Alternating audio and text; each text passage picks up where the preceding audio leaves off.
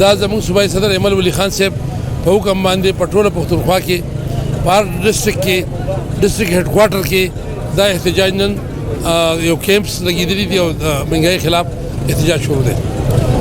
خو دا احتجاج چې هغې اعلان کو زما په خیال کې 2 ورځې مخکې اعلان کو او وی چې تاسو صرف کیمپس ولګوئ او ملګري عہدهداران په دې کې کښېنئ.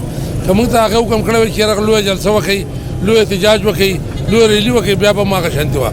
نو دغه وضاحت مې ځکه کوم چې یاره دا احتجاج صرف د کیمپ پورې محدود و، خو د ملګرو مینې او شوق خبرې د جلسې شکل اختیار کړو. دا د مهنګایي خلاف دی. دومره لوی مهنګایي جوړه ده په دې ملک کې، دومره مهنګایي جوړه ده چې د هغې سړی تصور نشي کولی، سوچ نشي کولی. ځکه چې که تاسو یو ایټم ته ما تاسو ووایي ما په دې سټیج ووایي چې یو LPG ګیس چې دی چې نن یو 2 هفتې مخکې یو هفته مخکې په 1300 روپۍ یو سلنډر و، نو هغه نن سبا په 3800 روپۍ سلنډر په یو شپه کې 1000 روپۍ د هغې اضافه وکړه. اوس د غریب سړي دپاره دا د ملا ماتېدو دی. هغه اوس دا سلنډر خو نیمولی نه شي. یو سړي غریب سړي به 1400 1500 1300 روپۍ را جمع کړي، ځان له به یو سلنډر کور ته وړي، په هغې باندې یو میاشت یا 1500 گزاره کوي.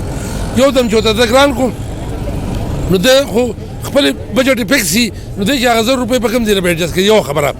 دویمه خبره، یو بابا دلته راغی، هغه وایي چې زما د یوې میاشتې د واینې 3500 روپۍ وي، 3500 روپۍ وي، اوس 8000 روپۍ دي. که تاسو بجلي وګورئ نو هره شپه چې کومه بجلي چې دي بل سېزلی و، د هغه بل سېزلی یونټ راوالی، نو نن به هغه 3 چونده 4 چونده هغه بجلي ګرانه شوي. نو داسې ګیس ګران و، د واینې ګرانې، اوړه ګران، چیني ګران، چې څه په نومونو.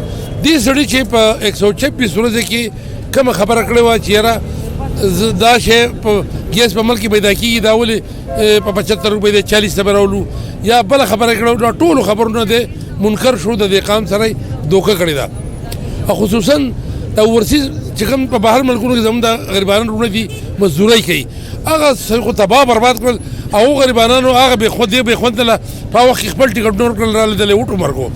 اوس نن د هغو دپاره په ټول دنیا کې لارې بندې دي. سعودي عرب ته څوک ځي نو یو لار کولاو ده، یا په افغانستان تلل نو هلته خو طالبان حکومت راغی. اوس په دوبۍ ځي، په دوبۍ کې لاړ شي نو 15 ورځې هلته سکې په هوټل کې غریبانان تېروي. د هغې نه بیا سعودي حکومت یې پرېږدي، هغې پورې پرېږدي نه. اوس چې هغه کرایه چې 30-35 هزار روپۍ وه، اوس 2,00,000 2,13,000 روپۍ پیکج میلاوېږي، لا میلاوېږي هم نه.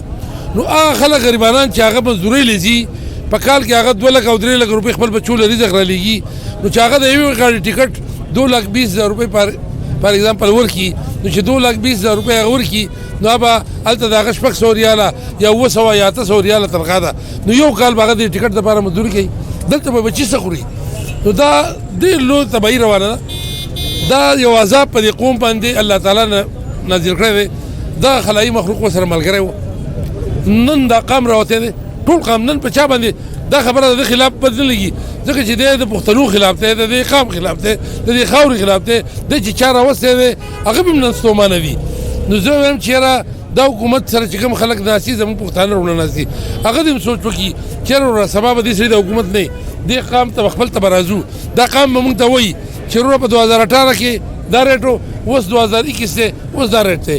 نو زه به دې قام سره څه مخامخ یو کار یې کړی ما ووایي په تقریر کې چې د صوبایي اسمبلۍ ممبرانو، د قومي اسمبلۍ ممبرانو او د سینټ ممبرانو تنخواه 300% سیوا کړې ده، 400% 3 پیرې سیوا کړه، ځکه چې هغه غریبانو باندې مهنګایي ده. نو دا مهنګایي صرف په دغه 1000 کسانو ده، په دې نور قام نشته. نن د قام تاسو ګورئ په دې تېر بجټ کې د کم خلک چې سرکاري نوکرپېشه خلک دی د هغو تنخواه سیوا نه کړه. ولې؟ مهنګایي به نه ورغلې، مهنګایي ډبل تربل راغله. د دې سړي نور په دې حکومت دلته چلولو حق نه جوړېږي. هغه خلایي مخلوق ته هم خلاص کړو چې عذاب هم خلاص کړي. تاسو هم په دې قام رحم وکړئ، که نه دا تباهۍ طرف ته دا شی روان دی.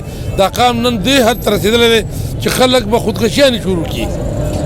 نن که ته د ګاډي کرایه وګورې، نن کاروبار وګورې، نن د دې دوکاندار غریب د میاشتې هغه منتلي کرایه نه جوړېږي چې دی راغونډه کړي، بیا اوس هغه نوکر دی د هغه پیسې نه جوړېږي. نو دا شی تباهۍ طرف ته روان دی. موږ د احتجاج چې کوو، عوامي نیشنل پارټي ټول عمر د دې قام سره ولاړې، ځکه چې په دې قام باندې دهشتګردي وه. عوامي نیشنل پارټۍ نیغ په نیغه ولاړه وه. 200 ملګري زما د سوات شهیدان دي. MPS یې پکې زموږ ډاکټر شمشیر شهید شو. داسې که زه نومونه نه علم، د وقار خان خاندان اته 9 کسان دا یې کړي شهیدان دي. د واجد علي خان تغره په شان شهید شوی.